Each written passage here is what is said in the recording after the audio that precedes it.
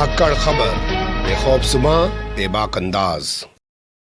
धाकड़ खबर के news room से मैं आपके साथ हूं अकरम रईस खान। हम धर्म के आधार पर जीते हैं, ईंट का जवाब पत्थर से देंगे। मंच पर चढ़कर भारतीय जनता पार्टी का एक सांसद मध्य प्रदेश में इस तरह का भड़काऊ बयान दे रहा है।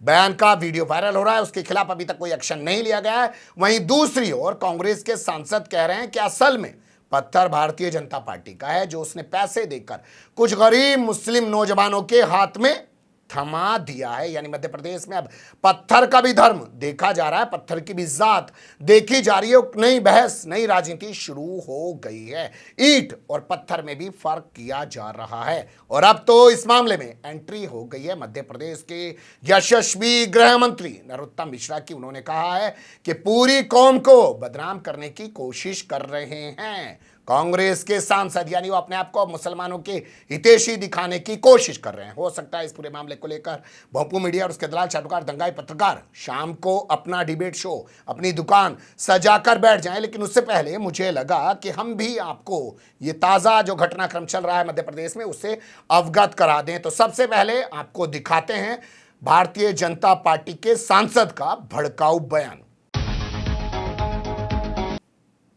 जी हां, भड़काऊ बयान। ये भड़काऊ बयान आया है उस खरगोन से जहां रामनवमी के दौरान हिंसा हो गई थी। लबरेज उर्फ सद्दाम को मौत के घाट उतार दिया गया, बावजूद उसके उसकी लाश को 6 दिनों तक छिपाए रखा गया। धर्मविशेष के घरों को ढा दिया गया, उन पर NSA लगा दिया गया। एक तरफा कार्रवाई के तमाम आरोप लगे हैं। फिलहाल यहां पर कर्फ्यू चल रहा है, कुछ घंटों की रियायत दी जाती है, लेकिन फिर भी यहां का सांसद मंच पर चढ़कर कह रहा है कि यह महाभारत का देश है, हम ईंट का जवाब पत्थर से देना जानते हैं क्योंकि हम धर्म के आधार पर जीते हैं। सुन लीजिए भारतीय जनता पार्टी के सांसद गजेंद्र सिंह को। हम धर्म के आधार पर जीते हैं और अगर आपने पत्थर बरसाए हैं तो हम भी संत सनातन धर्म के लोग हैं। पत्थर तुमने बरसाए हैं, हम बड़े पत्थर ईंट का जवाब पत्थर से देने के लिए तैयार रहना आपने। हम धर्म के आधार पर जीते हैं और अगर आपने पत्थर बरसाए हैं तो हम भी संत सनातन धर्म के लोग हैं। पत्थर तुमने बरसाए हैं, हम बड़े पत्थर ईंट का जवाब पत्थर से देने के लिए तैयार रहना आपने।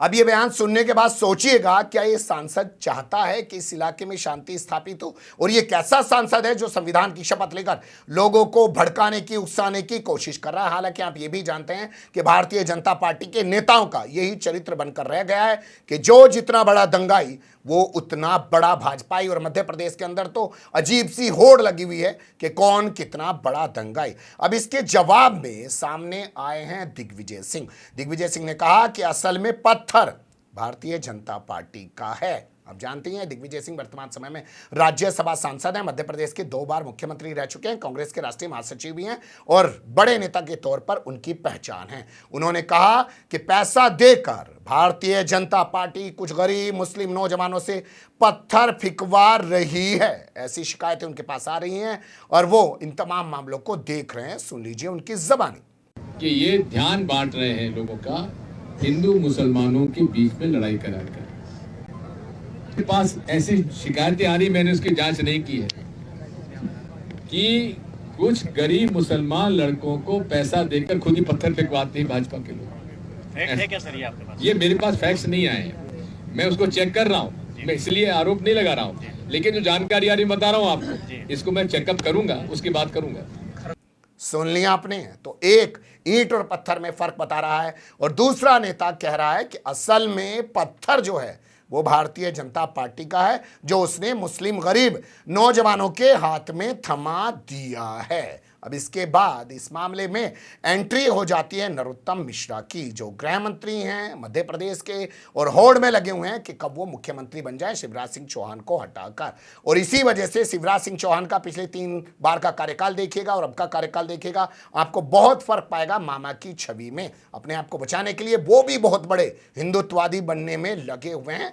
नरोत्तम मिश्रा से असल में उनको सबसे बड़ा खतरा पैदा हो गया है। खैर छोड़िए इन तमाम चीज़ों को, बात करते हैं नरोत्तम मिश्रा की। तो नरोत्तम मिश्रा कह रहे हैं कि दिग्विजय सिंह को क्या हो गया है, वो पूरी कौम को बदनाम करने की बात कर रहे हैं। सुन लीजिए उनकी ज़बानी। क्या हो गया दिग्विजय सिंह जी, आपको समझ ही नहीं आ रहा है। पहले तुष्टीकरण की राजनीति में एक कौम को संतुष्ट करने के लिए सेना पे सवाल उठाए, पुलिस पे सवाल उठाए, न्यायपालिका पे सवाल उठाए, और अब उस कौम को ही आपने बिकाऊ बता दिया कि पैसे लेके पत्थर फेंकते हैं। आपने एक बात तो स्पष्ट करी थी कि पत्थर अब कहां से आए थे और किसने फेंके थे, लेकिन आपको ये अधिकार, आपका क्या सबूत है कि उस कौम ने पैसे लेके पत्थर फेंके? किसी कौम के बारे में ऐसा बोला, किसी व्यक्ति के बारे में बोलते तो शायद इतनी पीड़ा ना होती, पर एक कौम को बदनाम करने का काम आपने किया है, वो भी इस पवित्र मास में। अच्छा नहीं किया। सुन लिया आपने नरोत्तम मिश्रा को, कितने हमदर्द बनने की कोशिश कर रहे हैं मुस्लिम गरीब नौजवानों की, या ये कह सकते हैं कि असल में वो तंज कर रहे हैं, व्यंग कर रहे हैं। हमदर्द बनने की तो वो कभी कोशिश करना भी नहीं चाहते, वरना उनका वोट बैंक जो उन्होंने बनाया है, नफरत के आधार पर खड़ा किया है हिंदुत्व के नाम पे, वो खिसक जाएगा। अब बात कर लेते हैं दूसरे मंत्री की, जिसका नाम है विश्वास सारंग। उन्होंने कहा है कि दिग्विजय सिंह की अक्ल पर ही पत्थर पड़ गए हैं, यहाँ जो पत्थर है वो अक्ल पे गिर गए हैं, और कहा है कि वो मुसलमानों को बिकाऊ बताने लगे। क्या मुसलमान बिकाऊ हैं? कितने बड़े हमदर्द बन के ये भी नरोत्तम मिश्रा की तरह सामने आए। लेकिन साथ में इन्होंने और चीजें भी कही हैं। इन्होंने कहा कि असल में अपने ऊपर दर्ज हुई एफआईआर के बाद बौखला गए हैं दिग्विजय सिंह, और अब अपने आप को बचाने के लिए मुसलमानों को पत्थरबाज बता रहे हैं। मुसलमानों को पत्थर फेंकने के लिए पैसे देती है, भटकाती है। दिग्विजय सिंह जी की अकल पर ही पत्थर पड़ गए। जिस प्रकार से वो रोज अनर्गल बातें करते हैं और जिस प्रकार से समाज में विभेद पैदा करने की कोशिश करते हैं, इससे ज्यादा शर्मनाक और कुछ नहीं हो सकता। मुझे आश्चर्य है कि इतना सीनियर लीडर जो 2 बार एक सूबे का मुख्यमंत्री रहा हो, राज्यसभा का सदस्य हो और एक बड़ी राष्ट्रीय पार्टी का महासचिव रहा हो, वो इस तरह से धर्म को धर्म से लड़ाने की बात करता है। और इसका मतलब यह है कि उनका कहने का तात्पर्य है कि मुसलमान बिकाऊ है। वो ये एलिगेशन मुसलमानों पर लगा रहे हैं। मुझे आश्चर्य होता, पर यह बात भी सही है कि उन्होंने बोला, पर उनके उसके बाद सफाई भी दी कि मैं आरोप नहीं लगा रहा। इसका मतलब एक ही एफआईआर से दिग्विजय सिंह की लाइन और लेंथ ठीक हो गई है। वो डर गए, भयभीत हो गए, मीडिया की सुर्खियों में बने रहने के लिए बिना तथ्य के आरोप लगाते हैं। भारतीय जनता पार्टी इस समाज को जोड़ने वाली पार्टी है। भारतीय जनता पार्टी इस तरह की हरकतें नहीं करती।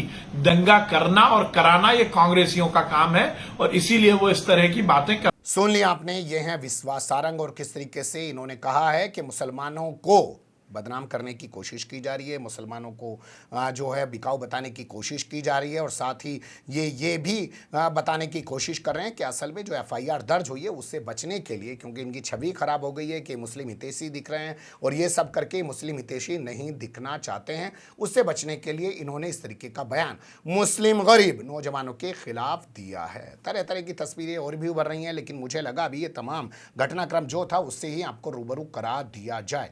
बने रहिएगा धाकड़ खबर के साथ। फिलहाल कमेंट्स के रूप में आप लोग अपनी राय दे सकते हैं, खबर को लाइक कर सकते हैं, चैनल को सब्सक्राइब कर सकते हैं, और ज़्यादा से ज़्यादा हमारी खबरों को शेयर कर सकते हैं। फिर ऐसे ही किसी सुलगते हुए या उलझते मुद्दे लेकर मैं आपके सामने हूँगा हाजिर।